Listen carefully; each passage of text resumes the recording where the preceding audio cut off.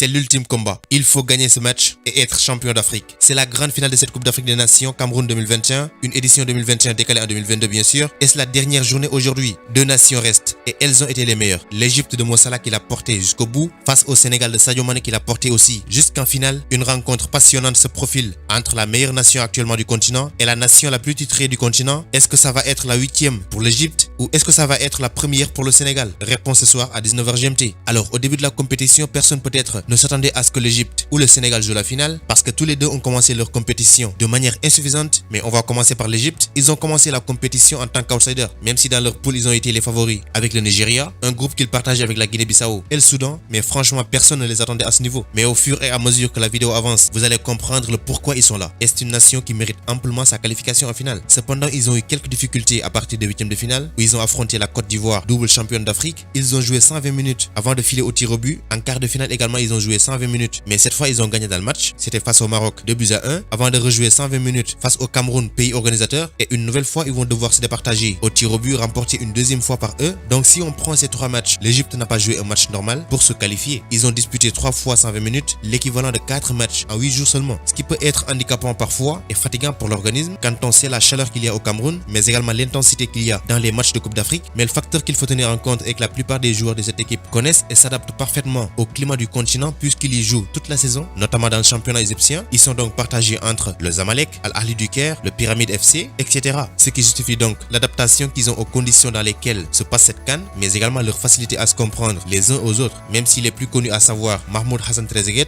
Mo Salah et El Neni, ils évoluent en Angleterre, respectivement Aston Villa, Liverpool et Arsenal. Donc c'est une équipe qui, malgré le fait d'être visiblement épuisée, peut faire très mal, d'autant plus qu'ils ont l'expérience des grands soirs. Alors le plus souvent on dit que cette équipe a l'habitude de jouer telle compétition, mais pour l'Égypte c'est le contraire. On va dire que c'est une équipe qui a l'habitude de jouer des finales et c'est la nation la plus titrée du continent, 7 fois champion d'Afrique. Mais également ce qu'il faut savoir est que cette génération égyptienne a une plaie profonde dans le cœur qu'elle voudra soigner aujourd'hui à tout prix, parce qu'il faut se rappeler qu'en 2017 l'Égypte a perdu face au Cameroun une finale et aura donc pour objectif de tout effacer en terre camerounaise. Mieux encore est que l'Égypte c'est 100% réussite face aux géants. Donc tout indique que ce match sera fantastique et émotionnel. Mais attention, en face, une équipe du Sénégal prête à relever le défi de la première puisqu'on n'a jamais remporté un trophée majeur malgré 2 finales, une première en 2002 au Mali et perdue face au Cameroun, une deuxième en 2019 perdue face à l'Algérie, une défaite triste. Donc ce sera une belle revanche à prendre au Cameroun. Et face à l'Égypte, on se rappelle tous de l'épisode 2006 avec le penalty refusé à Diomassi. Donc c'est des facteurs qu'il faudra mettre devant nous et jouer avec. Donc pour le Sénégal, c'est sûr que dès le début de la CAN, ils avaient dans un coin de leur tête jouer cette finale pour justement mettre fin à cette malédiction. Alors tout comme l'Égypte, le Sénégal a mollement commencé son tournoi. Dans les phases de groupe, on a marqué qu'un seul but sur penalty. Ensuite c'est des nuls face à la Guinée et face au Malawi. Donc c'est à partir des huitièmes qu'on a commencé à se montrer, sans oublier aussi que l'équipe a été touchée par la Covid. Donc au fur et à mesure que les joueurs revenaient, on a vu des changements. Mais également on a pu récupérer à temps Ismaïla Sarr qui est l'un des cadres de cette équipe et aussi un élément essentiel. Et je le rappelle, il a rejoint l'équipe étant blessé. Donc pour l'instant il se porte bien et espérons que ça continue. Pour cette finale, l'équipe sera au complète et ça fait du bien parce que Ismaïla Sarr avait manqué à cette équipe pour son importance sur les flancs. Il est très bon et sa finition est clinique. Donc avoir un joueur comme lui facilite la tâche à Mané. Franchement, c'est lui qui fait tout et c'est très important qu'il ait du soutien. Maintenant que tous les joueurs seront disponibles, on doit éviter 2 choses et je pense qu'ils sont conscients de cela. La première chose, on ne doit pas suivre l'Égypte dans sa folie parce qu'il te provoque juste pour détruire ton mental. C'est presque le cas avec tous les autres pays du Nord et le plus souvent le Sénégal tombe dans ce piège. La deuxième, c'est de ne pas suivre l'Égypte dans son rythme parce que depuis les huitièmes, ils ne tentent pas grand chose et à chaque fois ils essaient de jouer 120 minutes pour finir le match au tir au but parce qu'ils sont tous habiles dans cet exercice. Et pour le Sénégal, on peut citer Ismaïla Sarr qui tire les penalties avec Watford. Sadio Mané, il tire les pénaux uniquement en équipe nationale, mais les autres, pour être honnête, je ne les vois pas tirer des penalties avec leur club ni en équipe nationale. Donc si nous voulons suivre ce que propose l'équipe d'Égypte, on risque de sombrer. On doit jouer en tant que le Sénégal, comme le Sénégal et pour le Sénégal. Donnez vos pronostics dans les commentaires et bon match à tous. On se capte à bientôt. Ciao.